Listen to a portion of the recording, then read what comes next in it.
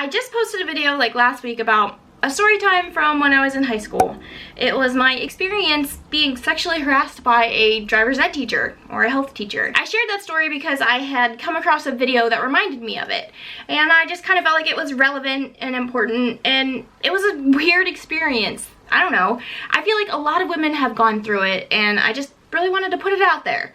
It's not something that weighs on me often. It's honestly not something that I didn't remember the guy's name. I had to be reminded of his name. I vaguely remembered what he looked like, but it just was a high school memory that I just pushed out of my mind. Sharing the video wasn't too hard. It was a little embarrassing because I still feel like I might have overreacted or been a little bit too dramatic about it, but he invited me inside of his house. He took me to his house. He made inappropriate jokes about taking off his pants and jacket because of Blink-182. Like, dude was my teacher, not my friend, not my boyfriend, like not even a coworker. Like, he was my teacher. I didn't honestly expect to have much of a response from it. I just kind of thought it would be one of those things where you guys would share your stories and that would be that, you know, and I could listen to your stories and engage with you about that. But my story evolved a lot. I learned a lot of new details, and I really felt like this deserved a part 2. I was messaged by a few girls that had similar incidents with this teacher, and they all agreed to allow me to share their story.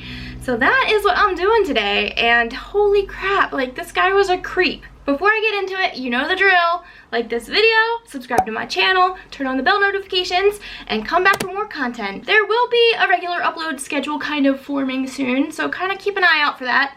I'll announce it when I feel more comfortable, but I mean, you guys are not dumb. You can deduce what my upload schedule is. Don't forget to come back on Wednesdays at 7 p.m. Eastern time for live streams. Okay, let's do it. So I had mentioned a girl named Gwen. Gwen's my friend. Like, I still like her. Like, we're not, I mean, I wouldn't say we're friends now. We're acquaintances, but we were really good friends then. We went on vacation together to Myrtle Beach. Like, I loved her. She was just fun. She was fun. She's beautiful, popular. Like, she was just really cool. But I knew that she had some sort of relationship, I guess, or friendship with this teacher. And I knew how it started because he had been setting up, she was helping the other, I think it was actually the Spanish teacher, she was helping them get set up and was introduced to him and helped him set up his classroom. Well, I found out that she actually had to take health. I had mentioned in the last video that he taught younger grades. He taught juniors and I believe freshmen. That one I'm iffy about, but I know he taught juniors. Junior health and driver's ed. She had a full course load in her junior year and couldn't take it then, so she took it her senior year. And that meant that she had him as a teacher. So that kind of adds a little bit to the story. I didn't quite remember that, but it makes sense. Like, she was really smart. She was in the top 10 of her class, like, and she's definitely the kind of overachiever that would pile up her junior year like that. So anyway, they had met prior to school, but then had a school, you know, teacher-student relationship. She didn't actually have him for driver's ed, but a few of the other girls that messaged me did. And they also said that he showed them where he lived, but he didn't take them to his house. I was the special one that got invited inside his house. But other people were invited into his house. He would have juniors over on weekends to drink, smoke weed, all that stuff. I had already known about that, and I mentioned it in my last video. I knew that he was desperate for some friends his age, and he was always pestering me to get him invited to the parties that I got to go to. And there was no way in hell that was gonna happen. So I guess he just decided to have his own with some 16-year-old kids. Nothing wrong with that. That detail, though, I didn't really learn until after I had reported him. And I think it kind of progressed. At the beginning of the school year, he wasn't quite going that far. But this guy just had no fear of repercussions or consequences for his actions. Like, he just didn't see that happening. He gave his phone number to students. He would allow them to call him and to text him. That's crazy. So the one girl's story, we're gonna call her Allison. Allison said that one night she was driving around with a girl and a boy also in her class, and they were driving around night and actually decided to stop at his house. They had his cell phone number, they gave him a call, and he was like, yeah, sure, come on over, let's hang out. There are just so many things wrong with that. Like, this guy was 22 at that time, and juniors in high school, I graduated at age 17, so they're like 15, 16. That's crazy. He had 3 students come in, they were hanging out, they said it was kind of boring, but he decided that he wanted to smack the butt of one of the girls. The audacity is just insane with that. Like, it really blows my mind. So Allison said that was weird, the other girl thought it was weird, and they kind of dipped. Didn't think much about it. From there, I've learned that another girl, a junior, so about 15 or 16 years old, decided that she was gonna show him her chestnuts. That's the word that my friend used, but that's hilarious because they were small. But anyway, she showed him her boobs. Like, the teacher, like, what was this guy thinking? Like, he just genuinely didn't fear consequences. So I reported him in the fall. And then sometime later that year, like, it was a while later, the FBI allegedly came to Allison's house and the other girl's house. And that's just crazy. I mean, I can't say 100% that it was the FBI because I am pretty sure the Department of Education called me.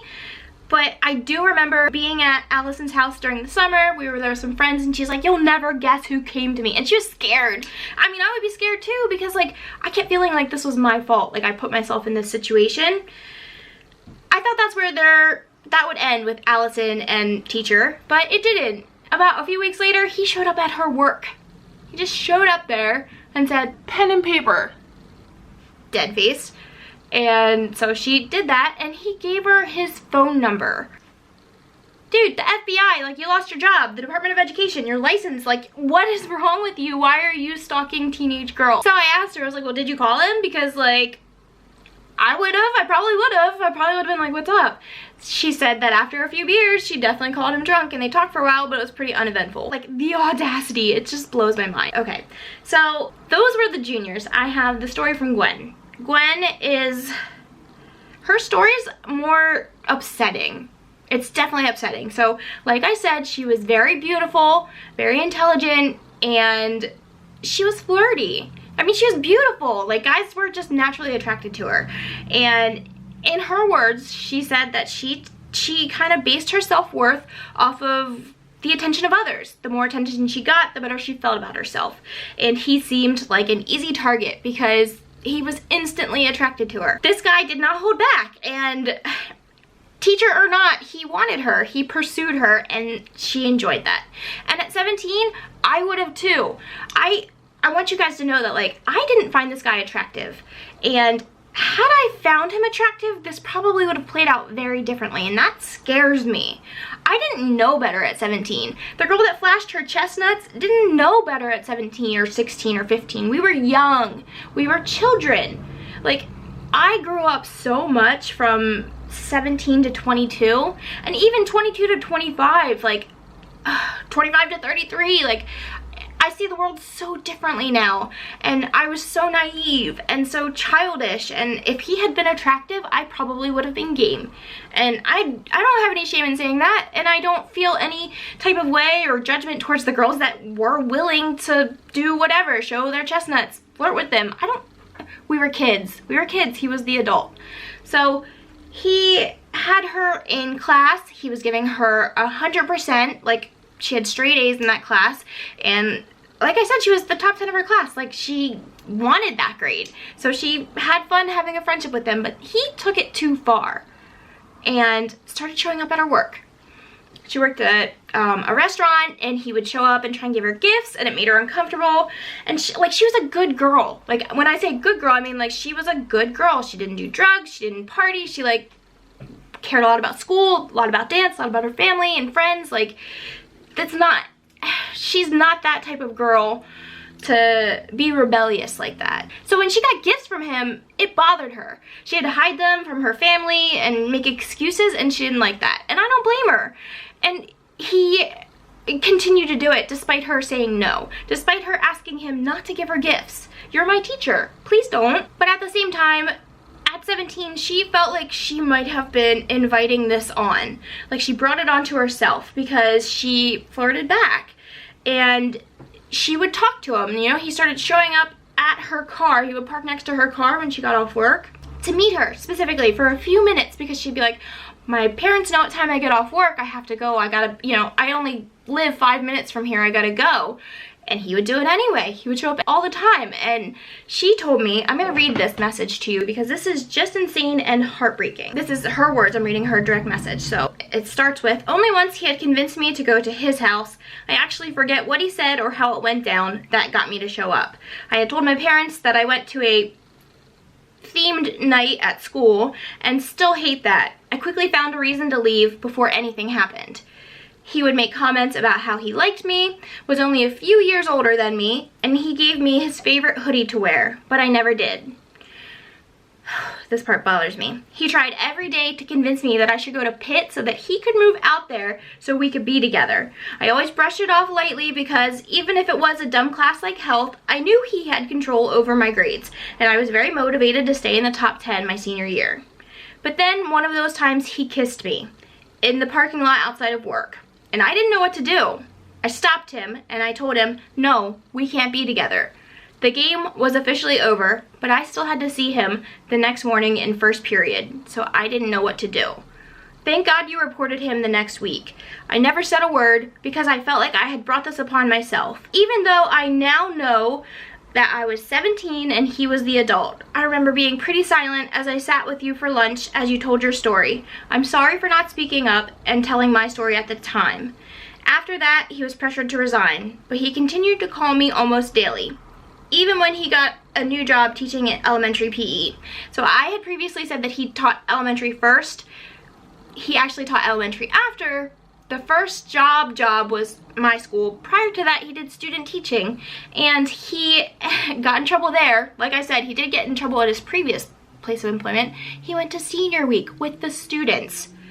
Not sure if anything happened with him and any students, but come on, dude. So inappropriate. I eventually just never answered his calls, graduated, and moved to college. Really stopped thinking about him or any of it. He still called sometimes, but I rarely answered. And if I did, it was because he didn't show up on my caller ID. And then she said, you're right, my AOL Instant Messenger always said working at Aubrey's, I think I called it. I don't remember. The info on her AOL thing, or profile or whatever, said go school mascot.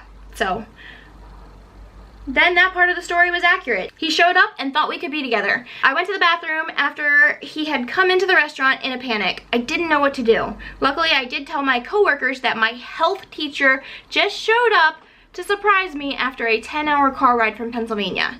Thankfully, they could see the panic in my eyes and luckily had my back. They actually told him to go to IHOP down the street and that she'd show up after her shift, and they escorted her to her car so she could leave safely. And then she had to lay low. This was her teacher. This was someone that she was supposed to trust and feel safe with.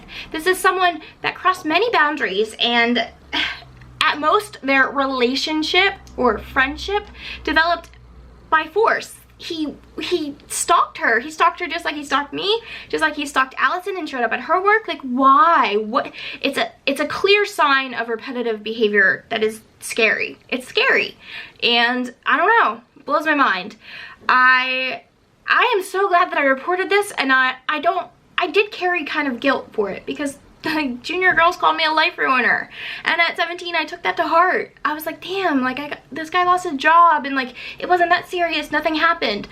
Little did I know that something did happen. Something big happened. Like, can you imagine if he had to stay there? What her life would have been like for the rest of the year being in his class? I can only imagine. I'm so grateful that I did it. I'm so grateful that it played out the way it did because I really feel like it was supposed to happen. He doesn't have a teaching license anymore. I found him on Facebook. He is not a teacher, works in like car insurance or something, doesn't matter, boring. He's married with kids. I hope he's doing well. I hope he's grown up. I hope he realizes how terrible his behaviors were. I do hope he feels regret because he fucked with teenage girls' minds. Like, come on, man. Like, teachers are underpaid and overworked and they're saviors. Like, my mom is, like, she gave so much of herself to teaching, and then you get a few bad eggs like this. Like, it blows my mind when I hear people tell stories about coaches that ended up sleeping with the boys, or, you know, how can, even at 22, a 17-year-old is so young. I just can't, I just can't fathom it. That's all I got. I can't. I'm just so blown away by this story and what I've uncovered from it. Leave me a comment and let me know what you think. Are you as blown away as I am by this story? I mean, I guess maybe I shouldn't be, because usually when a guy's creepy enough to stalk one girl, he's probably creepy enough to stalk more than one. That's all I have for today, guys. I'll see you in my next video. Bye.